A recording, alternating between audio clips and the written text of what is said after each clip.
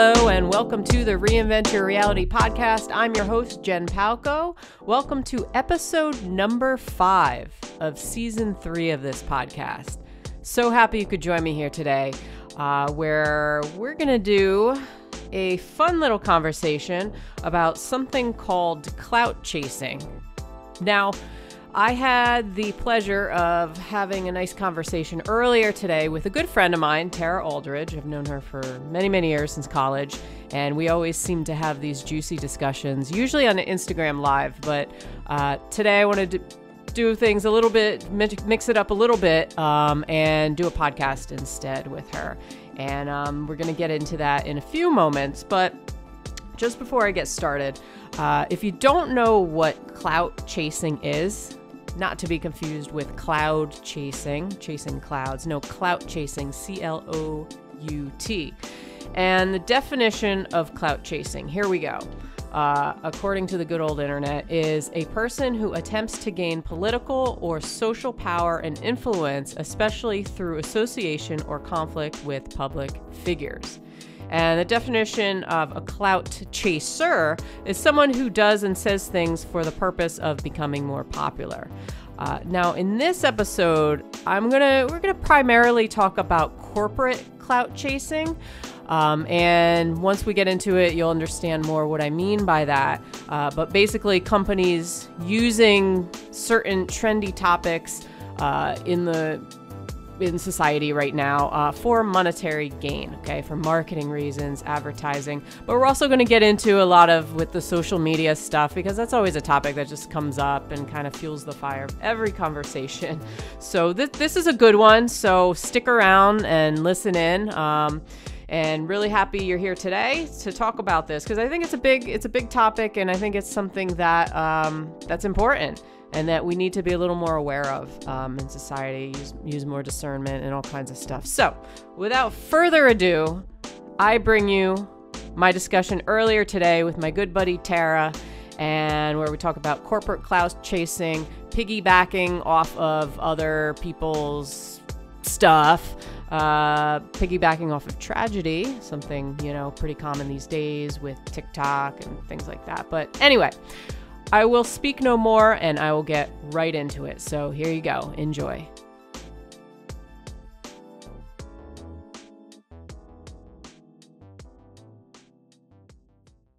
I'm here with my good buddy Tara Aldridge, and today we're going to talk about none other than corporate clout chasing.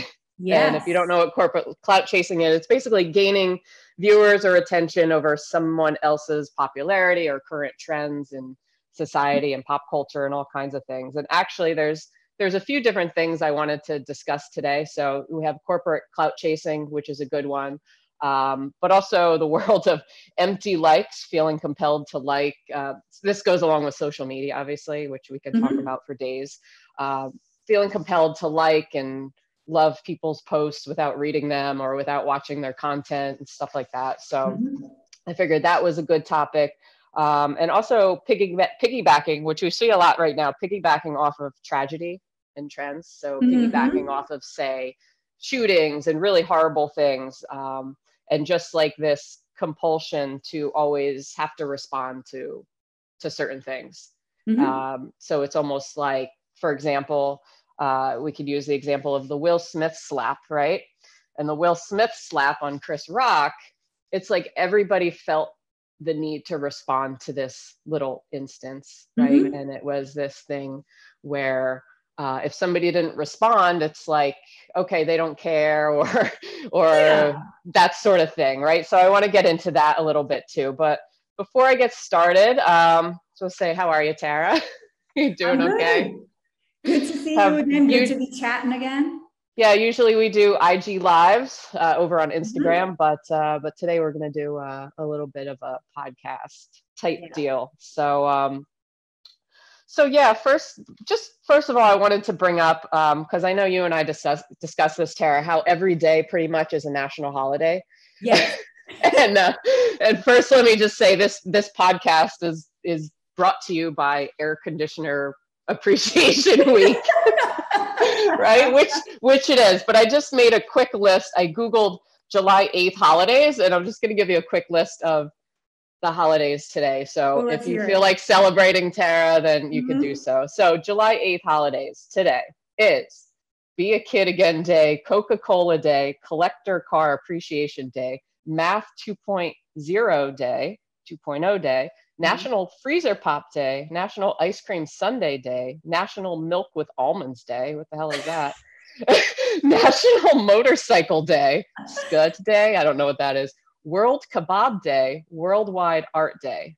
Now, it's not only days, but also week of certain things. So we have, like I said, what this podcast is sponsored by Air Conditioning Appreciation Week, because, hey, it's hot out there.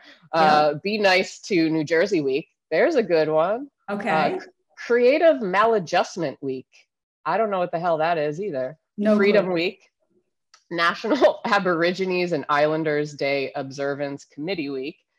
Let's say that, 10 times fast. National Farriers Week. Don't know what that is. And last but not least, we have Nude Recreation Weekend.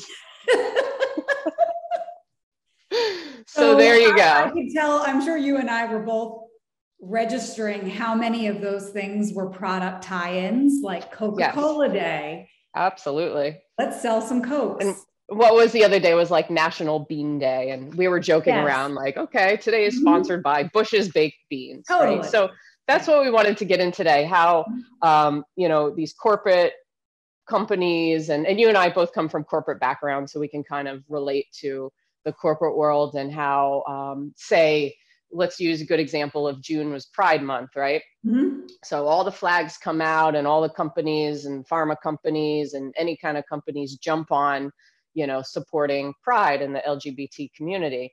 But, once July and August come around, do the flags come down, right? How much do companies truly care? How much are they using these trendy topics and, these things that hit home for a lot of people, say if you're in the LGBT community, hit home for that type of person. But how much do the corporate world, how much do they truly care versus how much are they using these tie-ins to just make money and make a buck, right? We use the example, Walmart, I think, had Juneteenth ice cream.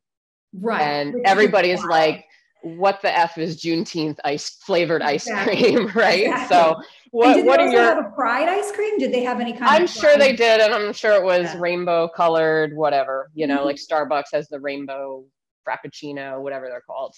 Oh, I didn't even know about that. Okay. Yeah, I don't know. I might be making it up, but what are your thoughts on this? I mean, this is like something that we all see and obviously goes around, but if you really think about it, it's like, how much do companies truly care about something, or how much do they just feel obligated to respond to something because other companies, for example, are responding to it? And it's almost like we don't want to get in companies don't want to get into the habit of, the silence speaks volume kind of culture, where it's like, if we don't respond, we don't wish somebody a happy birthday on Facebook, even though we haven't talked to them in 40 years.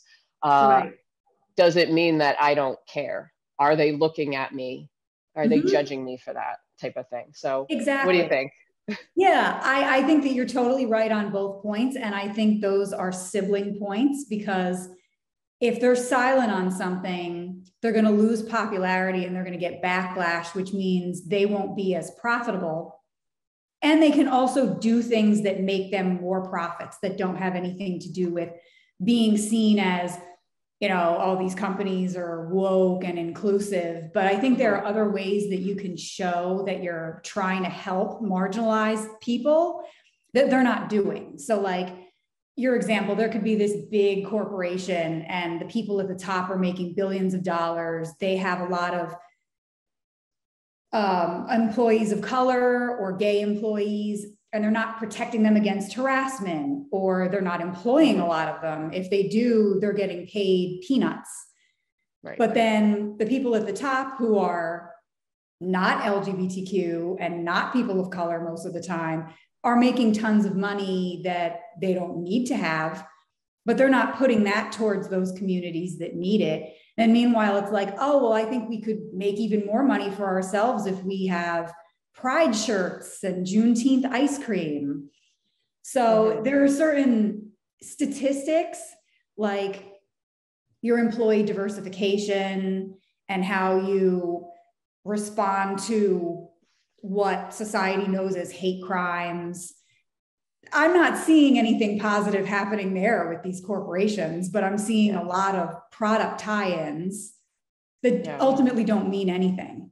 Yeah. So what you're saying, it's like they're using it for the marketing reasons to post on their social medias and to, you know, sponsor certain things. But when it comes down to the nitty gritty or like the individual employees, they're not supporting them in the same type of way. Is that what you're saying? Yeah. Right. Yeah. I could see that. And then this other thing, like piggybacking off of tragedy, we're seeing a lot now too. Whereas there was, I don't know if you read about it.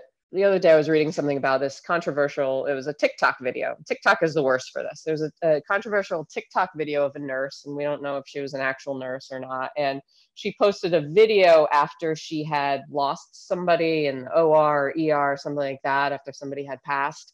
And she was, I guess, posting her reaction to it.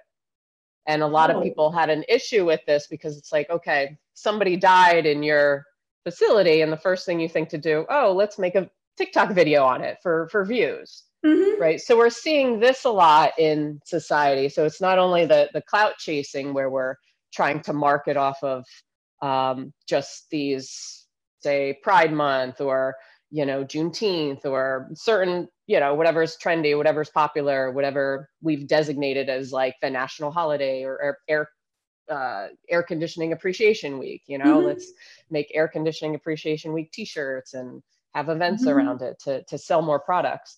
But it's really a shame that we're using tragedy as a marketing ploy almost, or as a way to gain likes and following. And, you know, I go back to like the Will Smith example, like everybody's forgotten about the Will Smith slap at this point. You knew it was just going to kind of come and go, but everybody felt the need to respond to it. And I saw even YouTubers out there, and I do YouTube videos, so I could relate. You want to do your best to try and get as many viewership as possible, right? So piggybacking, as we know, is a wonderful strategy for doing that, right? Taking something that happened in, say, the last 24 hours and doing a video on it. So that's why response videos are so popular right now. But when you're doing it for something like a school shooting or something like that, or somebody in real life who had passed away, then it becomes this line of, okay, what's acceptable versus not acceptable? You know what I mean? Yeah. And I guess I have been getting frustrated with it because I look at it like, first off, I didn't know about that TikTok video with the losing the patient reaction. And you don't even know if it's actual real or not. That's true. That's the scary part, you know? Yeah. So that's true. You have to question the authenticity of it. And you also have to, I guess I always look at videos like that and I think, who is that helping? You know, the whole, the old adage, like, well, people are charitable not because of who's benefiting from the charity, but they do it because they want to be able to tell people they did it. So it's really more for them. Like they want to be seen as altruistic. I guess I look at this as like a 2022 update of like giving to St. Jude. Yeah. You know, it's like, oh, I'm a good person. I'm so sad that this person I tried to help died. But it's like, well, are you helping that deceased person's family on the side? Like, did you send them some money? Did you reach out to them? Instead, they're just making videos. That's the end result of it, is that everybody feels sorry for the one who's reacting. But I'm not the one who had tragedy. It's taking the energy and the attention away from that person who passed away and putting it on yourself. So it's actually a very selfish motive if you think about it. Yes.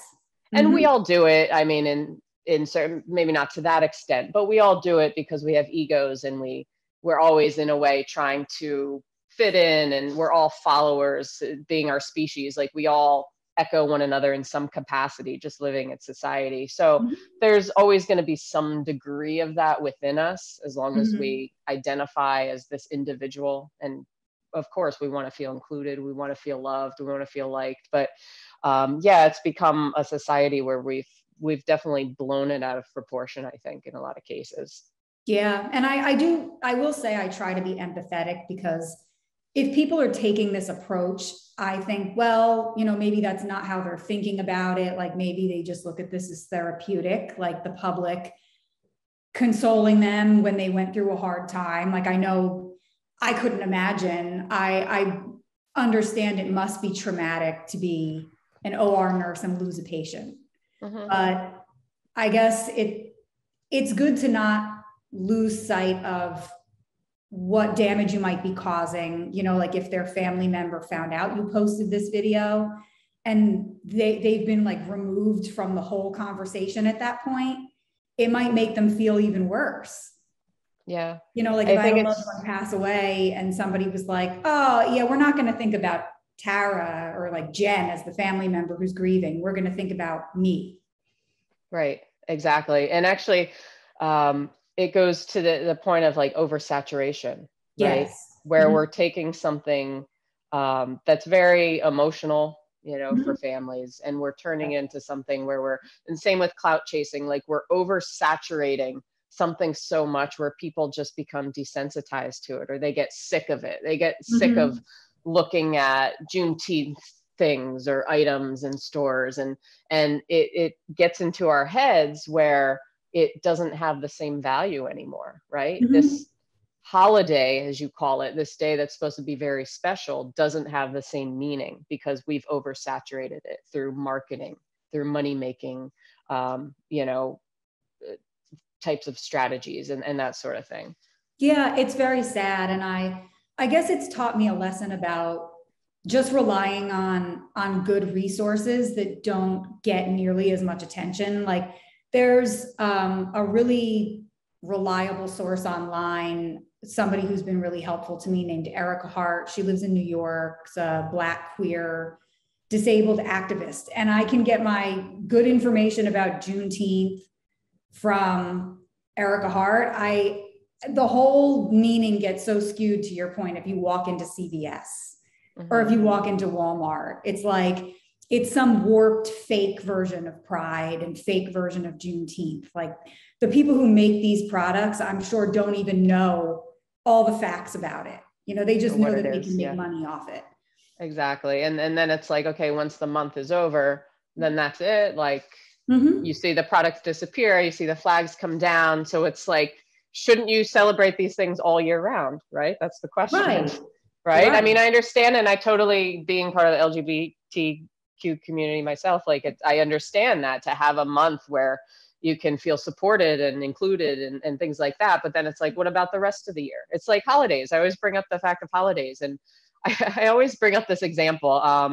The place I used to work at, I asked, it was around Christmas time. And mm-hmm. my one coworker, she was like, I don't celebrate Christmas. And I said, why not? And she goes, because I feel people should be nice all year round. They should act like this all year round, not just around Christmas. So it goes into holidays, how everybody seems to be, well, maybe not so much now because but I mean, people seem to be nicer around holidays, like Thanksgiving. Yeah. Oh, I feel grateful for my family. Well, why not feel that way all year round? Or not just for that week or a few days before, So I always use that example because I thought it was really profound, actually, and something that was really, really just kind of hit the nail on the head, Yeah, it is eye-opening because if I look at it like that, it's like, well, I feel like got a little bit of a lemming mentality. It's like, oh, society says on this week, I'm supposed to be extra generous and nice. Right. Right. But it's all just a construct. And like, I guess I was thinking about also for decades, I'm sure you can see on like the 80s and 90s sitcoms, they started talking about Christmas and Valentine's Day, like how commercial they were. Mm-hmm. Like Valentine's Day was made up by the card companies or whatever. And now it's just like, speaking to your saturation point, I think it's the amount of days of the year that we're supposed to be engaged in this stuff. It's like, oh, well, who says it just has to be a handful of times a year that it's commercial? We can make every single day a holiday and advertise chocolate and soda and New Jersey, you know, like maybe New Jersey, be kind to Jersey, like that's cool, but also maybe they're marketing Jersey tourist attractions. Right. Exactly. Yeah. Totally get that. I was going to say something else, but I don't remember. Or even like, I wanted to bring up like pharmaceutical companies too, promoting like alternative health and stuff, which is cool. Like being an acupuncturist myself, like, that's amazing, you know, but are they doing it just, the integration of that just because it's trendy right now, you know? So that's the other point I wanted to bring up. No, that's true. Yeah. And then the whole world of like empty likes and, you know, I brought up the point, feeling obligated to wish somebody happy birthday, or feeling companies, going back to company piggybacking and clout chasing, like companies feeling the need to always send out an email after something happens in the world. Like it could be a tragedy, or it could be about the pandemic, or companies, you've probably noticed that you've gotten emails like right after, and the company felt the need to respond to something that was just obvious. You know, it's obvious that companies or anybody would support, you know, certain things or be against certain things, but to just feel the need that they have to, or they're obligated to send an email out to the public or something. I don't know if that makes sense, but I don't know if you know what I mean by that. And I see it across, like I've seen it in those emails and also Instagram posts. Like, did you notice you can sign on to Instagram, like around the same time you could get the email from work? There's the public statements, like, oh, the public statements. That's what I mean. The public statements. Yep. Nike doesn't in any way support killing people. That's bad, you know, which is common sense. Like, so it goes back to the silence speaks volumes. So if you don't send that public email out, that you're against murder, does that mean you're for murder? Right. Exactly. Right. That's exactly what I mean, Tara. I mean, that's exactly, it's like these common sense things, and just this obligation that companies have, that we have, to wish somebody happy birthday on Facebook when we don't talk to them, or, you know what I mean? There's these internal obligations that we feel guilty if we don't, or that somebody's going to be judging us for things that are very, very common sense. It's silly if you think about it.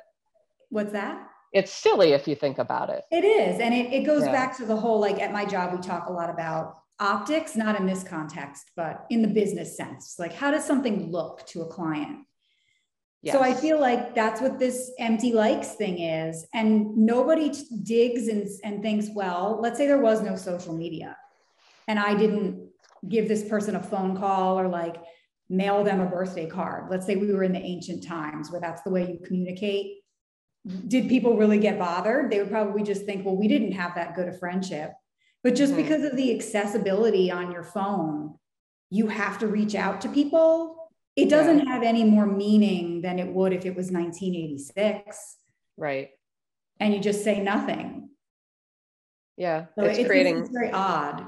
It's creating compulsions within us. Yeah, right. Absolutely. And you feel like you can't keep up, like you're drowning in how many dates you have to keep up with because you have 89 fake friends.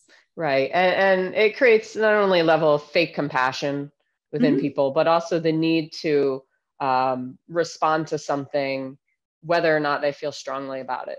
You know, oh, I need to support this cause, whether or not I feel strongly about it. Right. You know, I need to change my profile picture to, you know, a particular flag or something to show that I'm supportive of the, you know, the war in Ukraine, for example, you know, changing my template on my page or something because everybody else is doing it, whether or not I feel a tie to it or resonate with it, you know, on a personal level.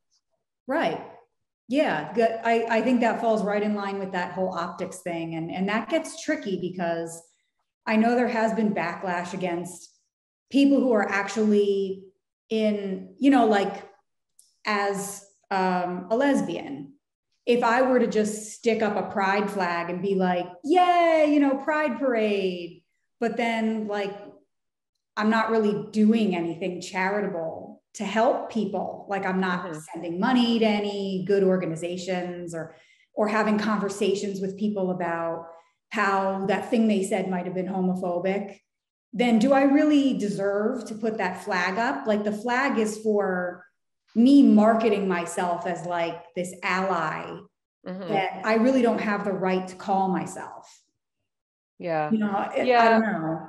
I think that's it's a tricky thing because you want to be supportive of other people, right?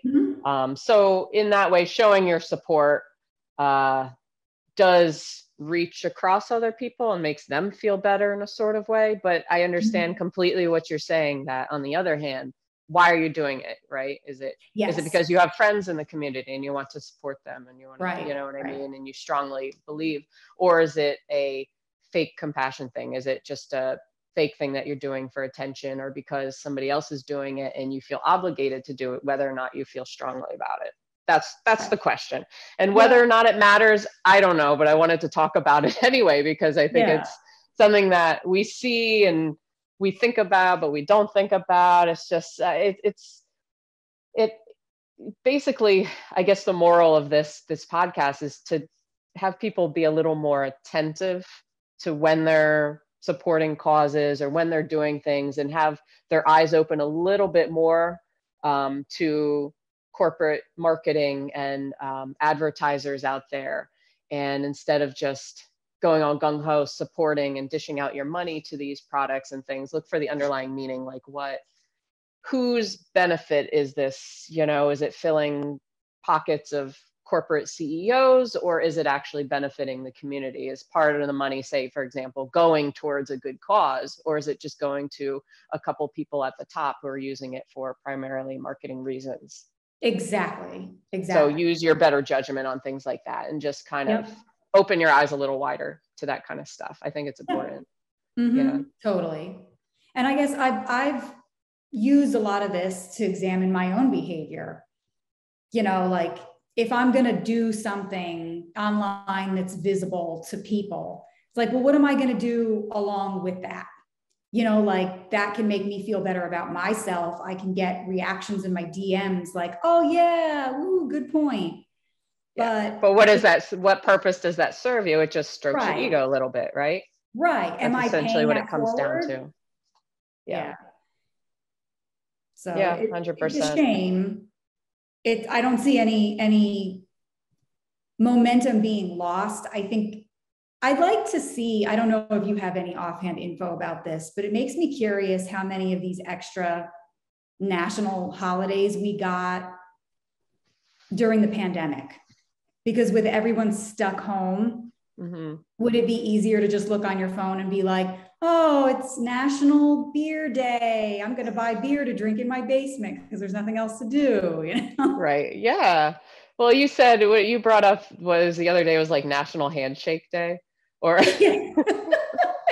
and you're like, okay, it was convenient, like right after a pandemic, you know, it was kind of sort of on its way out or not, I don't know, but yeah, it just makes you think. It's interesting, and it's oversaturation, so it loses any kind of meaning. To have every day be a special day, right? Right. And I guess another thing I was thinking about is I've heard stuff about using, like leveraging algorithms on social media. So I was thinking about what you said with empty likes. Like I was very interested in getting your experience or observations with that, because I've known people who have wanted some people in their network to like something automatically, and also to, is it called flagging on Instagram? You have to save it or you flag it. Like save it or something like that. Yeah. Okay. Because if more people are doing that, then it boosts your post. Oh, okay. So it's gotten to the point where, like, I'm certainly not saying people do this for you. I wanted to know if you'd observed it as a neutral party, because when I'm on social media now and I'm looking at these influencers, for example, who have a lot to say, and you see all these likes, it's like, well, I don't know if all these people even subscribe to the influencers' opinions. Right. Because this could all just be a strategy for them to get boosted.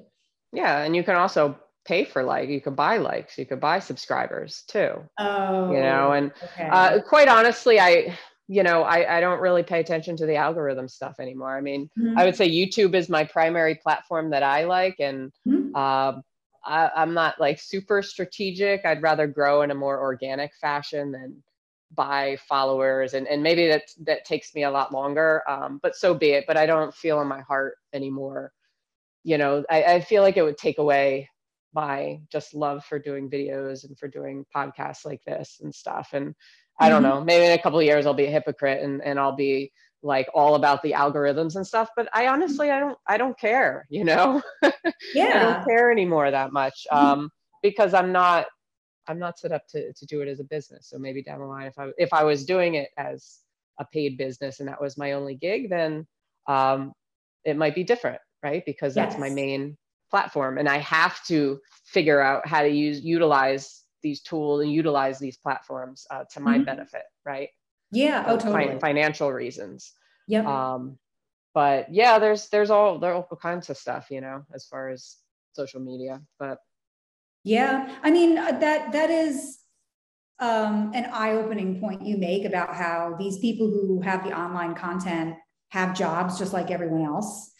Everyone does stuff that they don't necessarily agree with or connect to emotionally because they know it's essential, right? Everybody needs money. Yeah. And when people get to a certain level of popularity, I think there's always, I'm sure you've seen it a ton of times, like somebody can be kind of catching fire online, like they get, let's say, 900K or 1 million followers. And then all of a sudden you see them start to sell things. Like, oh, somebody's cute toddler got so popular online, and all of a sudden, I mean, that's the way to make money on YouTube and platforms like that, to have sponsored ads. That's where people make their money, Yeah, right. Which is okay, as long as it's something you kind of stand for, and there's mixed feelings on that. But I don't feel that that's a bad thing necessarily, as long as they really believe in the product and it ties along with what they do. I mean, everybody knows if they're selling a product, like, put it out there. Just be transparent about it. You know what I mean? Don't try to be manipulative about it. If they're going to do it, then do it well. And, I mean, it's a way to make money like any other thing in life. So I don't see the shame in it or anything like that. It's just another way for influencers to make money, as long as their heart's in it for the right reasons. Then that's cool. Do what you want. Yeah. Right. Which I don't know. I've heard mixed things about it. You always get a laugh because there could be like somebody who's on one of the housewives shows. Yeah. They were making fun of her because she was selling some kind of like protein pasta, some kind of meal. And she took a bite and she almost looked like she was going to gag on it. She was like, oh, it's so delicious. She didn't believe in the product, Tara. She didn't believe in the product. She did not believe in the product. But it can, if you overutilize it and you're doing it just for money, it can definitely dampen your content. It depends what your content. I mean, I guess a lot of people are more like entertainers. It can work for them to some degree. I don't know. But it's one of those things where it's just, I don't know. It is what it is. Right. Just don't let it kind of overrule you. Right. Yeah. But what I have seen, like with influencers, I know we're getting kind of off from clout chasing to like social media because it's just like a topic of interest that for everybody. But like shock value too, we could get into shock value type things, like headlines. And you see this in journalism and newspapers, like the shocking headlines, and then you click on the article and it's really nothing crazy. But you see this online a lot with influencers, how, I always have to laugh sometimes at the clickbait titles. And I've done it too, because hey, I'm a YouTuber too, but I try not to go crazy with the clickbait titles. But they're like, oh, you won't believe this, or nobody's gonna tell you this but me, or it's the things that draw you in, and sometimes that's laughable too to me. I don't know. I just wanted to bring that up. No, I've seen for it. for no other reason than to just vent about it a little bit.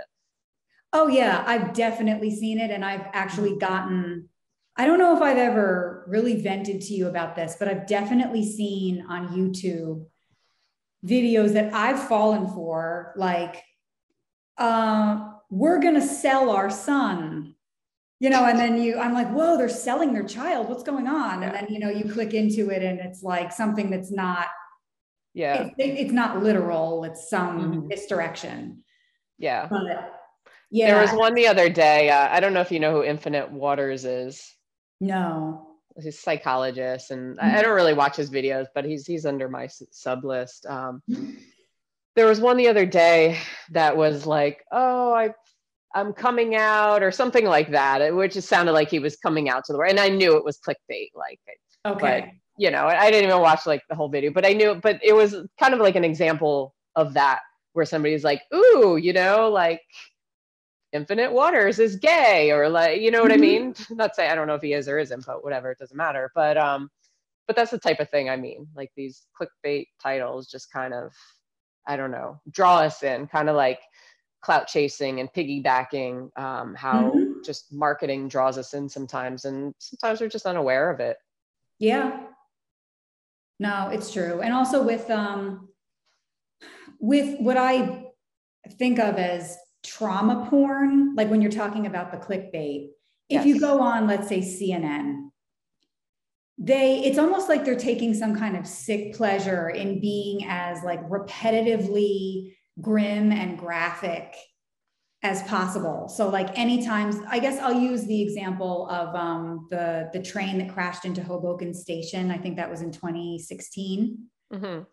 And you click online or you look on NBC News, and it's just people saying the same things every 5 minutes. Like everybody was screaming. Like I'm not saying this wasn't a horrible event, but you would think that the whole place exploded the way they were presenting it. And like, not only is it bad psychologically to be hit with that kind of stuff over and over and over, but if you didn't know anything about it and you're just clicking onto the news, I would have immediately thought, oh no, like another terrorist bombing. Like they're not literal enough. They just keep focusing on people running and screaming, dead body, blood on the floor. It's like, it's not helping. I think journalism has really gotten away from its neutrality standpoint, and it's really, and this is another marketing scheme to get clicks, right? To get clicks on their website and stuff like that. Not that many people buy papers anymore other than me. But another reason not to watch the news all the time either, because it seeps into your subconscious, and that becomes your reality, that everything is horrible. It's like a horror movie. So basically they know people are used to gore and guts and horror movies and, living in states of fear. And they know is our weak point, right? So they find holes in our aura and they try to tap into those things that we have an emotional connection to, very primal states of fear and needing to feel safe, right? As human beings, we always want to be protected and feel safe. As an animal, right? We're always going to do things to protect ourselves. So they're really tapping into those parts of our psyche, and like you said, really exaggerating sometimes things that are not that it wasn't a horrible thing, but taking it and, dialing it up to like a level 10 plus. Right. Yeah. Yep, absolutely. And I don't know, it's sad because I understand, people like to watch horror movies because it's almost like a catharsis for them. Like it's a thrill, but everybody knows ultimately that this is fantasy land. Whereas if you're reading this kind of stuff in the news, it's like the media outlets bending things to give people that kind of voyeuristic shock value that we're craving. Yeah, right. But it's real lives though, so it just becomes dirty. And it becomes the oversaturation, going back to oversaturation, it becomes where it starts to blend, like the reality blends with the fantasy, and the fantasy blends with the reality. And before we know it, we can't differentiate the two. Right. where we're either living in a horror movie all the time, or we're just living in a fantasy world all the time. Like we don't know what truth is anymore. And we've seen this time and time again through online platforms, where we really don't know what truth is. What are facts, right? Like we question everything because everybody can say whatever. Yeah, I so agree. I don't know. What do you think the solution is to all of this? It's just to kind of bring more awareness to yourself and kind of live with your eyes more open and not just take things from only one source. And what do you think? Yeah, I think the steps that I've wanted to take, and this first one, I think I have made some steps, is consider my source. Like I like to go more of like a grassroots approach. Like I would rather get information and opinions from you and some people that I got connected to through like a friend, somebody on Instagram who, you know, lives in the area. I'd rather get stuff from them, or like people doing real-time updates on Twitter, than the big media outlets. Because I'm not saying that everybody does things for all the right reasons and that everybody's totally accurate in their reporting. But if it's a big outlet, I think you have to consider what their priorities are. And that's making money, like getting clickers and getting people dependent on them. Because I think with the inability to distinguish the fantasy from reality, I think you can get people like obsessed with you as an outlet. Like I've been guilty of it, and I have to stop myself, like checking CNN 400 times a day because CNN implied that we're all going to die of COVID. You know, and like, oh, I have to check. They sucked you in. Right. Yeah. Right. Yeah. And I think this is all a strategy. So I want to connect with people where I feel like they don't have that strategy, that they're actually trying to do good in the world. So there's that step. And also, I'm more conscious about what I say. You know, like if let's say I'm sharing somebody's post on Instagram and I know they're like a grassroots activist, and I should actually be doing this with you. Like, why can't I contribute to your salary? If I'm sharing something that you did, sharing your video or sharing your quote, I should compensate you. I've started compensating people on Venmo and Cash App because maybe I should kind of try to balance things out. And I guess I look at it as a version of, you know, when some people, they posted like the black screen when George Floyd was murdered. But like some of those people, I'm sure if you ask them, okay, well, what else did you do? They'd be like, nothing. I mean, I just did the flag. That's enough. I did the black screen. What do you mean? Yeah, right. Isn't that enough? Well, yeah. So I'm kind of trying, like, if I'm getting the attention that way, or if I'm, you know, if I'm making myself feel good, it's like, well, that's really not what this is about. It's about helping. Yeah. Right. So I'm trying to concentrate more on what is help. Exactly. And what can I do that yeah. And and not saying we all need to dish out money and save the world and save this person, because we all have our own lives and we have to be, I don't want to say selfish, but we are the most important person of our aspect, and we always give our time and attention to other people and what's outside of us, and we lose ourselves in the process. That's not what I'm saying, and there's nothing wrong with, you know, posting the black screen, things like that. But I think it's stepping into a place, like you said, of more awareness of why you're doing these things. Am I doing it because I'm just following what other people are doing and it's that whole obligation thing? Am I doing it because I want attention in some way? My ego wants attention. Or am I doing it because I actually really, really feel strongly toward this cause? So yeah, I mean, the whole point of this is just to bring more awareness to yourself and why you do the things that you do. Because a lot of times, like you said, you get sucked into CNN, or you get sucked into these marketing ploys or these schemes in a sort of way, and you lose yourself in the process, and you become, like people love saying, everybody's zombies these days, right? Yeah. I mean, we get sucked into our phone, we get sucked into a Twitter feed. I had to, the other day, I don't know why I don't go on Twitter that much, but I've been reading Elon Musk's posts, Oh, on those are Twitter, entertaining. and I don't love the guy, but, Yeah. I said to myself, like, I was completely neutral on this person until I Mm-hmm. started going on Twitter and reading his posts. Now I have an opinion of him. And Mm-hmm. that's kind of, something he posted. I had to kind of refrain from responding to it. Like, my initial impulse wanted to respond and react to something on social Mm-hmm. media. And then I sat down, I'm like, well, what benefit is this going to do? I know it's going to happen. I'm going to post something and either it's just going to crickets or somebody's going to lash out at it, and the anger is just going to get riled up. And Yeah. who is that serving to me? Who is that serving to any, like, what purpose is that serving to anybody or to anything in this world around me? Nothing. Absolutely. So I didn't do it. Yeah. But that's what I A mean. very We good have to take a idea. step back sometimes from the initial impulse. Mm-hmm. And, road rage or something, you feel just the anger and the fuel and the fire, just inside your body. But that doesn't mean that you can't just feel it and let it go out.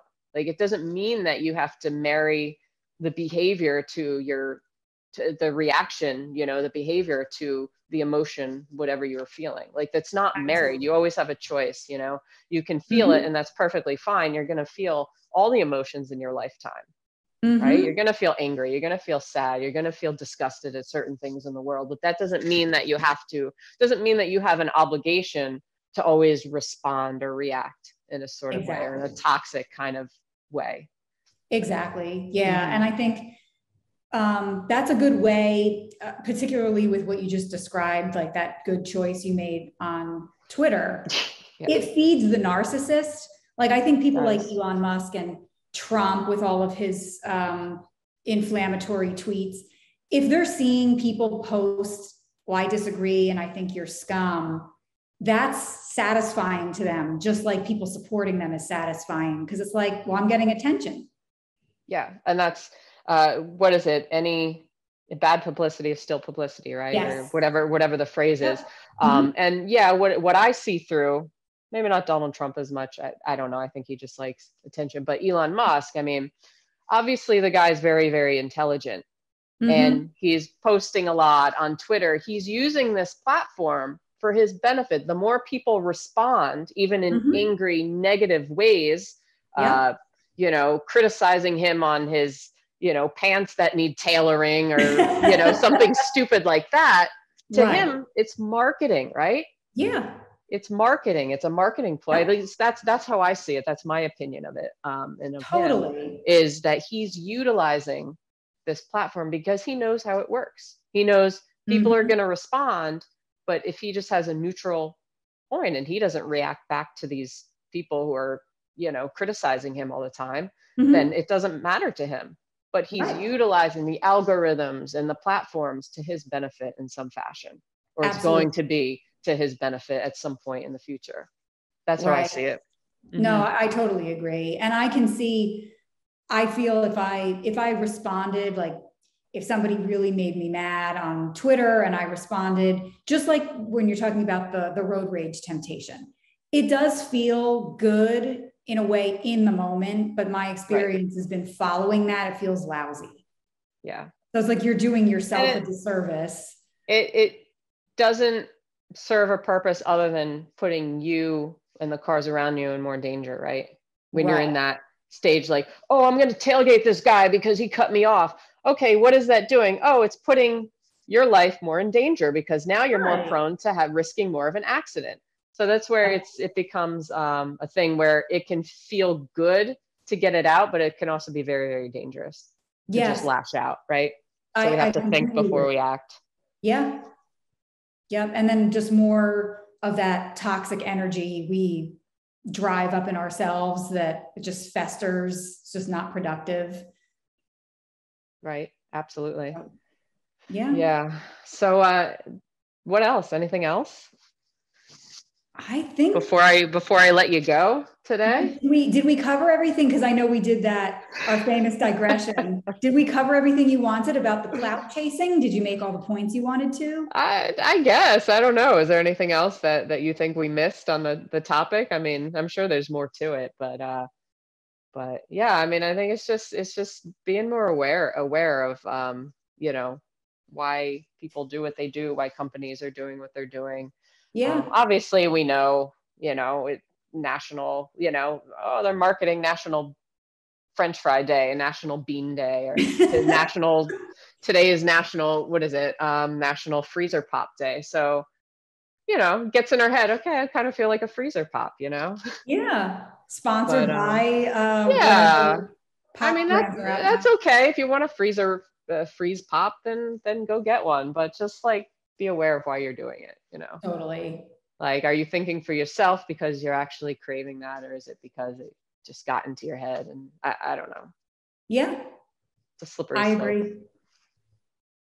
Another good chat, Jen. Another good one, man. Got it out there. Awesome. Yeah, I'm sure there'll be more coming. So Definitely. yeah, so if that's it, I thank you for joining me. Thank you for having me. Another great conversation. Yeah. And all right, we're gonna sign off now.